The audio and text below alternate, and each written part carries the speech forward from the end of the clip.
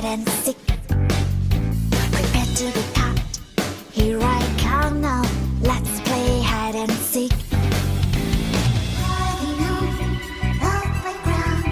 No one dares to make a sound. Round and round and round and round. No one wants to be first found.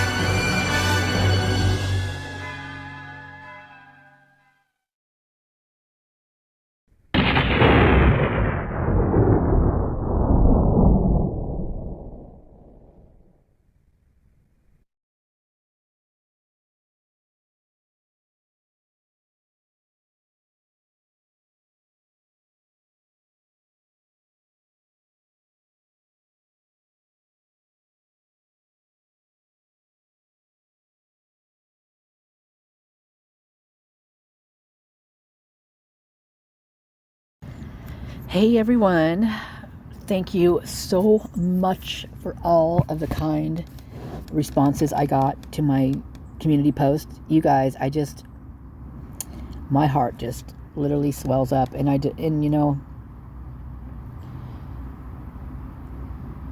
needed to hear those things, I guess, maybe. I mean, it's one of those things where when you get on a platform like this, well, I don't know, it's my first time ever doing anything like this, so, and it wasn't something I was planning on doing, so it was kind of, so I guess I really shouldn't even talk about that because I have no idea. But there's going to be good and there's going to be bad, right? And I have just felt so much positivity through this whole thing, pretty much the whole time. I mean, I rarely have to deal with anything like that, and when I do, it's just like, it's like, if you don't pay attention to it, it dies out, it just goes away. More usually, unless there's those diehards, we know who those are. But otherwise, it's, you just don't pay heed to that type of, I don't know, just it's almost like a little kid just, throwing a tantrum. And I just, you don't give energy towards it because it just creates more. So with that said, I'm glad I have you guys. I'm so thankful for y'all. I really, really am. And I put out a video the day after I put that up, and I was basically crying through the whole thing. So I had to take it. So I didn't put it up because I was trying to answer everybody back, and my thumb, I don't know, it still hurts actually, but this was 2 days ago, and I don't know if I jogged it, I jammed it on something, or I don't know. It's my right thumb, and it's been giving me hell. And it still is, like I said. So that video will go up, and I'll leave that first part in there, of course. But I wanted to go ahead and make sure that I got this out there because you guys have just been so kind, and the help that I have gotten thus far is just amazing. You guys are just, I mean, I appreciate you so much. I love you, and I need you. Oh my gosh, I need your support. Not necessarily monetary wise, not like that. I mean, that's lovely. I love it. It's not necessary, but it does freaking come in handy. Let me tell you. Paid my phone bill, so now I can use my phone and keep making videos. So that's a good thing. But it's just your support, and just hearing some kind words here and there. I mean, it's just nice. It's really, really nice. So I just bowing down to you. Namaste, whatever you say that. I don't know. Okay, so with that said, I'm going to make this video because the other one is you guys, wow. What I'm going to be presenting to you is a little crazy. No one's brought this to the attention anywhere. Not one person that I can tell. And I'm pretty sure I'm right about this. Because the path, I mean, the path to get there, that I got there to, bing, bing, bing, bing, bing, all the way up. So I'm going to start with this first, just because I found this and I thought, oh, this is very, very interesting, because I'd never heard this either, if this is the right one. I've opened up so many pages, and I actually made this video, and then it just disappeared. So I don't know where it went, but it would go bye-bye, and it's not there anymore. Okay, so this is from the New York Times. This is the victims loved one spoke of kind words and bright futures. This is for Maddie Mogan, Kaylee Goncalves, Ethan Chapin, and Xana Kernodle were the 4 college students found murdered in Moscow, Idaho on November 13th. Oh, I love this picture. Now, they look so like relaxed and just like they had a really good evening, you know what I mean? Cuddled up and, they just look relaxed and love, and it just really refreshing. And this picture of these two, just beautiful, just beautiful. So at ease, not a care in the world, right? Yeah.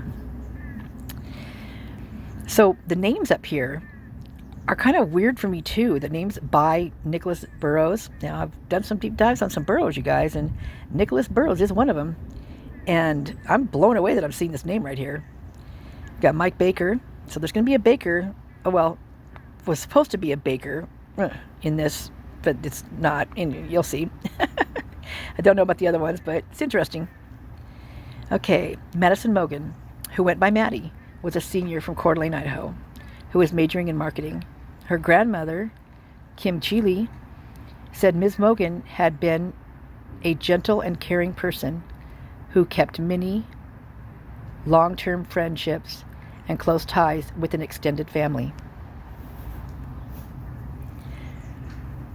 Ms. Mogan's boyfriend, Jake Shriger.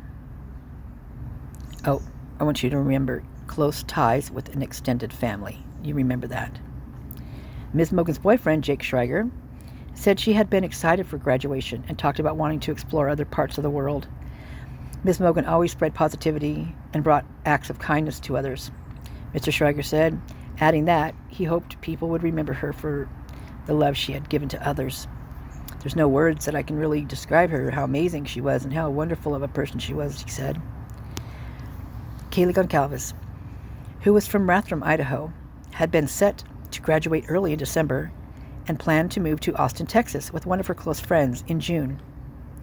The friend, Jordan Quisnell, now we all know this is to be Jordan Baker, correct? But it is not. It is Jordan Quisnell. I'm going to write this down because I find this very interesting. In June, ROOMIE. Her friend Jordan Quisnell said Ms. Goncalves had secured a position with a marketing firm and was excited to explore more of the country. We wanted that adventure, she said.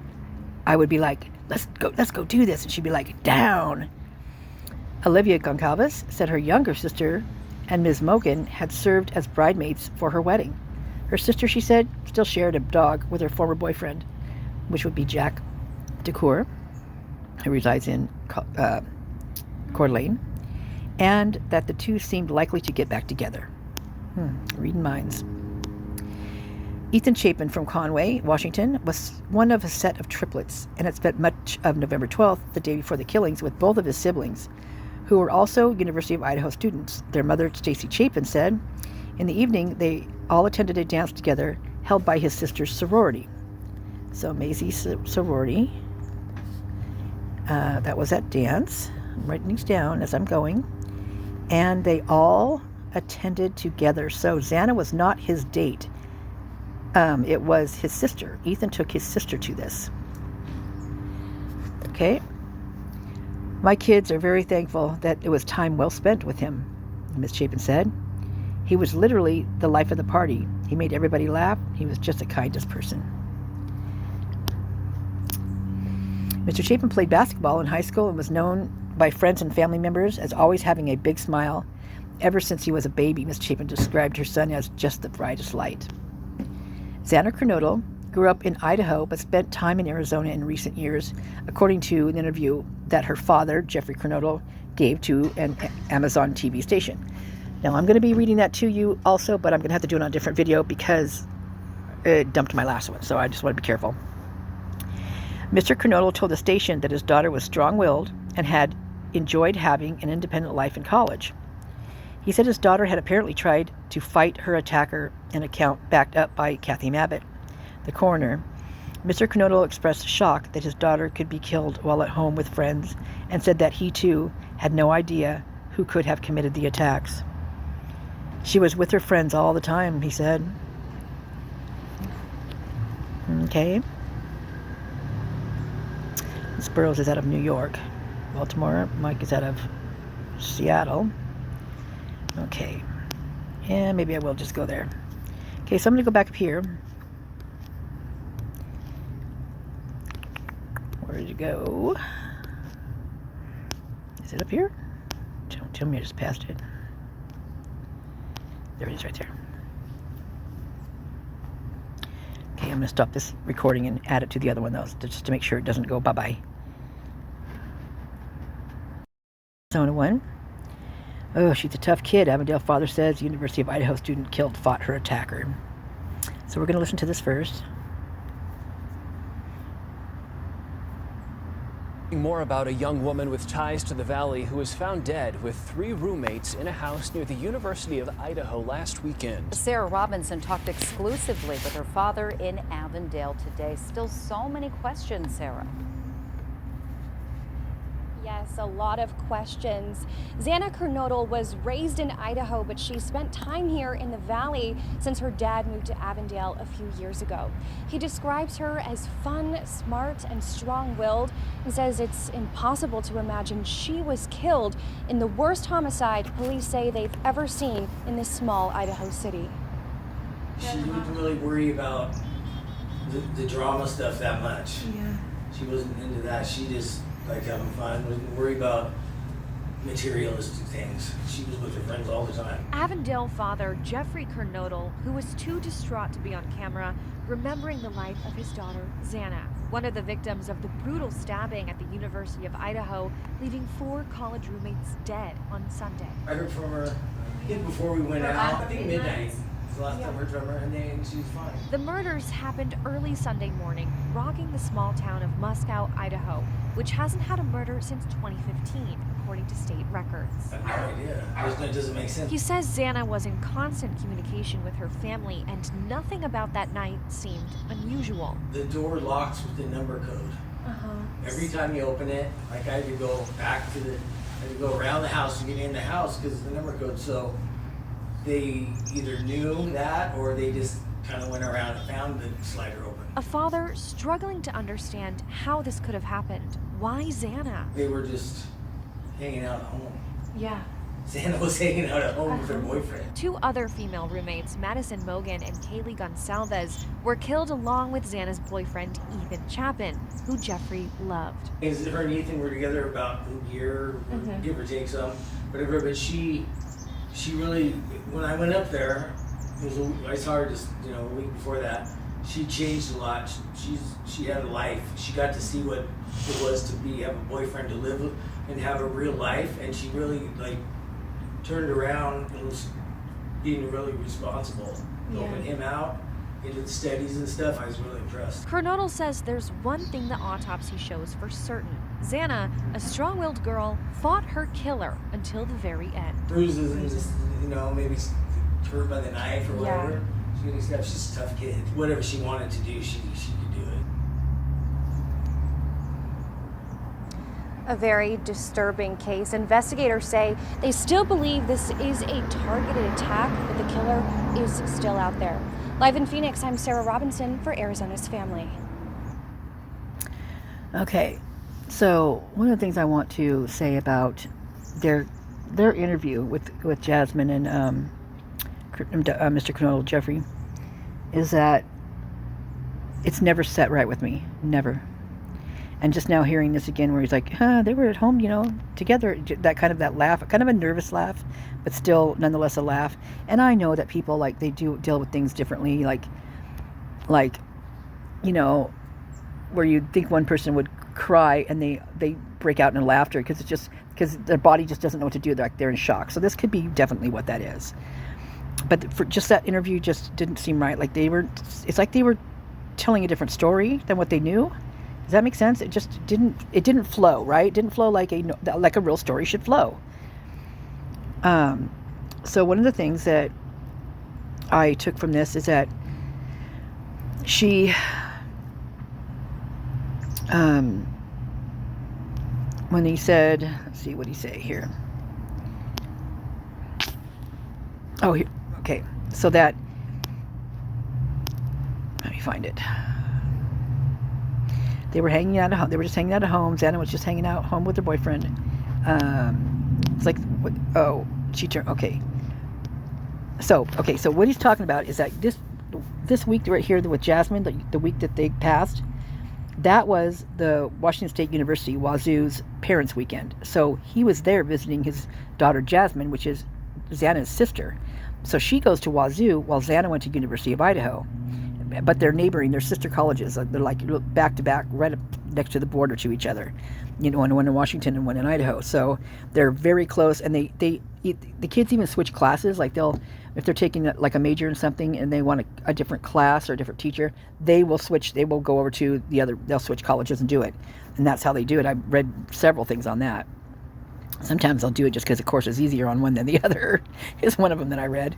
It had to do with criminology too. I can't remember what it was about in criminology, but it definitely was a criminology thing. So one of the things she says is, so Wazoo's parents' weekend was this weekend that they passed. The weekend prior to that was University of Idaho's parents' weekend. So he was there visiting her. So this is what's really interesting about that, is that the parents that were there were Kernodle, was Anna's, and was Chapin's, because they also have an interview where they talk about staying at the house. So that makes me wonder, where did Jeff stay, and what days did they co-intermingle? Did they, cross paths, or did they all stay at once? I mean, it kind of makes me curious about that. But Kaylee's parents didn't come, and they lived pretty darn close. And her parents, allegedly, from what I haven't heard anything about it, seen anything, nothing. Just like they didn't jump in their car when they heard about, what happened. They're like an hour something away, 100 miles or a little more.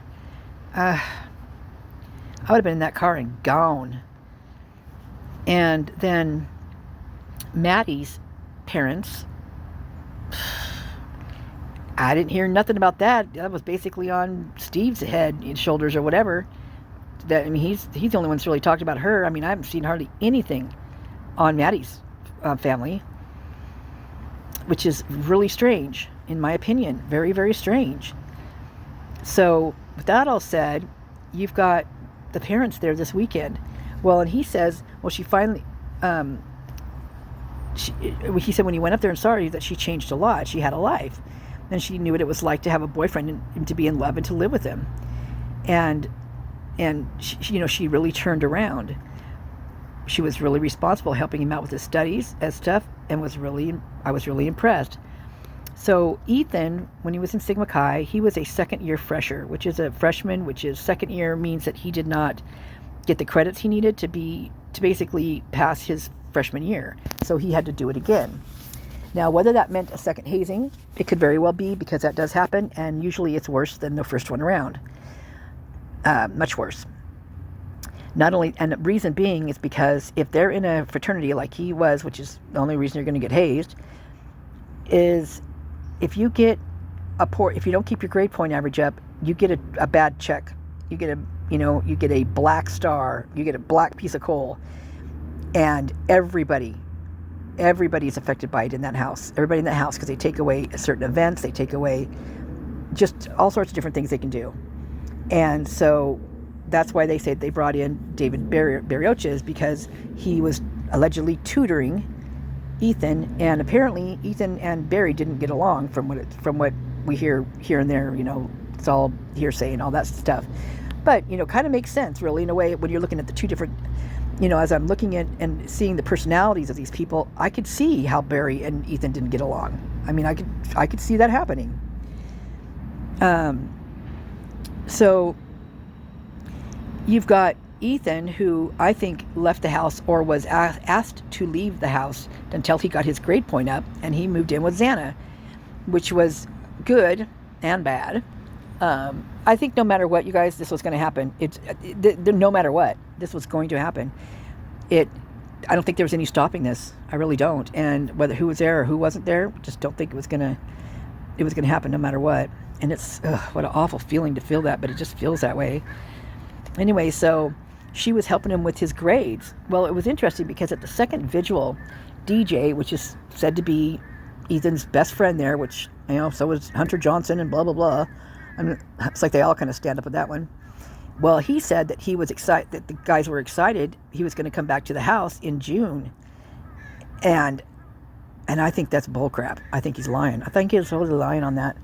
I don't think Ethan had any plans on going back there, and I don't think they planned on having him back. I think they liked him to a certain extent. I mean, many of them. I don't know about other ones, but I don't know. It's just a weird feeling because I think to be in a fraternity, you have to go with the majority. If you're going to be there and if you're going to succeed, what you call succeed, or what they call succeed, you have to roll with the masses. And if your best friend isn't rolling with it, then you need to turn a cheek if you're going to make it in that fraternity. And you're going to, quote fingers up either side of my head, make it, right? So now you've got the girls who aren't in their sororities at this point, and only one of them. And this was said by Madison Moye in one of her interviews in the paper. So this was quoted from her, that two of them had left their sorority the semester before.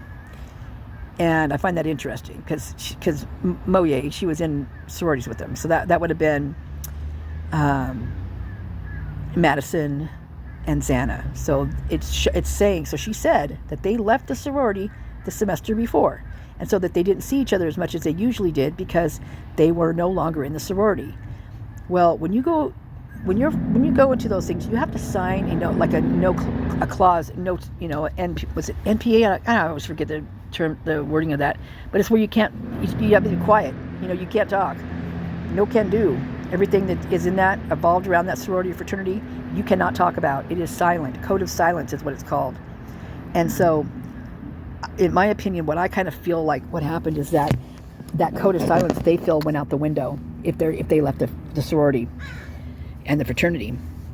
And I think they were freaking out about it because I think that there's a lot of stuff that they all know that they have to stay quiet about, and it's not good stuff. About the kids that have lost their lives and how they lost their lives, how it even got there, the whole shoot and shebang, and amongst the other stuff, that we always talk about. So you've got this house that's got two different chapters of sorority girls in it, and then you've got one of the most well-known chapters in the Greek life as Sigma Chi, a guy living there that he's been basically ousted out of his house because his grades. Well, this house wasn't a sorority house. This house was a frat house. It was an off-campus frat house called satellite or annex is what they call them. And the reason they have these is so they can do their nefarious stuff they can do with alcohol, rugs, partying, women, do what they want with women, whatever they want to do. Hazing, they do that there too. At this off-campus house, then they can't do it on campus. They get in big trouble and they get kicked out of the fraternity. But if you see when the cops walk up and what the cops say to them, you know the drill, right? You know the drill, right? You know the drill, right? I mean, it's every single time. What the drill is just keep it quiet. I'm going to give you this warning, but if people keep calling in the neighborhood, you're going to start looking bad, and we're going to have to do a little something, it's not everything we can, not what you normally would get, something like this, but we're going to have to do something to make appease these people, whatever. Meanwhile, we're going to give you this warning. I mean, there's been a couple times I've seen the noise complaints where there's at least 2 warnings in one night. And in the paper, the police reports, I've seen up to 3. And no other issues, no tickets or nothing, just warnings. So this house was a fraternity house. And the reason they put in sorority girls in there is because when the house gets marked as being, a little nefarious, that's when the guys leave the house and they have girls come in and they mark it as a sorority house. Well, there's not supposed to be sorority houses off campus. That is known fact. In fact, what they call that, and this is sickening, I can't even believe they do this, But it's said that if there's 3 or more girls living in a house off campus, which is a sorority house, they call it a brothel. So just think about that one. So I'm not saying that what these girls are. I'm not saying that. I'm just saying that this house was not a sorority house. Now, they going into this house, what I feel is that they were certain things that they were said, this is what's going to happen in this house, blah, blah, blah. And you can stay, this is your house, this is where you live. But really, we have full reign over this house, meaning all of our stuff's going to be put in this house. We store our things here, including our rugs. We come at any time of the night, any time of the day, whenever we want. We stay as long as we want. We have parties. We make noise. We don't get in trouble for it because it's your house. You're the one that's going to get the ticket. But it'll be a warning. Mind you, don't worry, because the cops, they know that it'll be a warning. So, just know that, you're going to wake up to vomit on the floor and pee in the sink, because that's the way it's going to be. And there's going to be, when there's a delivery happening, they're going to come drop it off here. And then the guys are going to come with their backpacks and they're going to fill them up and they're going to disperse. They're going to disperse to that frat house over there, Adam and Jack's. They were waiting over there. See those guys waiting for that? They were looking at the house. They were waiting for their turn. People, if you slow that video down, you guys, you're going to be shocked how many people are in that video. There's freaking people everywhere. There's people on the roofs, on Queen Apartments roof. There's a person on the Queen Apartment roof too. There's people walking past the cops, down the steps to the Taylor Avenue apartments. There's people on the corner before they even turn off of King to go onto the Queen Road. There's people on top. There's 2 different people on top of the 1122 King House. There's in that tunnel, that thing underneath the steps on the Queen Apartments. Whenever I would see that video, the first time I saw it, I'm like, why are those? I always thought my eyes were doing something weird because the bushes were moving over there. And I'm like, what's going on? That's before we even knew about all the scrubbing from Linda Lane, right? So they scrubbed all of it out of there. There were kids. There were people in. You can see them on the side. You can see some of them, but they were running to go underneath that walkway to get away from the cops. And before they got up there, you can hear it. It says, someone yells, "Get inside! It's the cops!" Yeah, there were people everywhere, you guys. But the cops just walked right by them, didn't they? And who did they ask for? The person of the house. Who did they have come to the door? Kaylee. Was it her first day there? Supposedly. I heard that she was there in June, but they're saying that that was her first day there because they had all the pictures taken of them when they're, welcoming the new roomie and that kind of stuff, with all the girls. The other first time that they took this with all the 6 of them together. What, 6 of them? Wait. No. 5. Wait. Dylan, Bethany, Maddie, Kaylee, and Xana. Yeah, just so. Yeah. So, yeah. So that house was not a sorority house. From everything I've read, and I've done a lot of it, that was not a sorority house. In fact, get this. The articles that I read, you can't even stop, like the party, like with Maddie's birthday party when people were walking by and that old man was walking by. They can't even stop those things. But also what you can't stop is when alumni's in town, your door is wide open. It's a rotating door. They were saying that it's not unusual to wake up in the morning to see them sleeping on your couch or wake up with one next to you on your bed. Yeah, these are some stories I read. Crazy, right? Got a motorcycle, crotch rocket coming by. So, I do believe there's a lot more going on with this, and it could very well be the house and the people, I think, because they thought the people were going to talk. Yeah. Crazy, right? Helping the studies. I was really impressed. Okay. Kernodle says that there's one thing the autopsy shows for certain, that Xana is a strong-willed woman, fought her killer to the very end. Bruises, torn by the knife. She's a tough kid. Whatever she wanted to do, she could do it, Kernodle said. Oh, you guys. It just... I don't know. It just... Unreal, because I do believe this is all related in some way, shape, or form. It just is all, and not only that, but the people involved. Now, the things I found out, I have not heard anybody talk about. Nobody. And it is freaky. So, trying to see if there's another link in here I was supposed to click on, but I don't think there is. Okay, so I'm going to upload this one, and I'm going to then get right on the other one to show you these connections. Okay? All right, love you guys. Thank you so much. You guys are so awesome. I will get to that community post. I just want to get these out real before they disappear, because that's what I feel like. In fact, get this on my phone, on my, you know how you save applications, do like that kind of stuff, and you just have, you know, pages that you saved on your phone, on your desktop. Well, I have like 5 freaking swipes through that are just full. Well, they're disappearing. Yep, they're disappearing. And I think I got a virus in my messenger night before last. Yeah. So I don't know what's going on. So anyway, I'm trying to get these things out before they're gone. Okay? All right. Well, I'm going to be going in and doing some diving for you guys. Oh my gosh. Okay. Wish me luck. Okay. Love you guys. Thank you so much. Okay. Bye.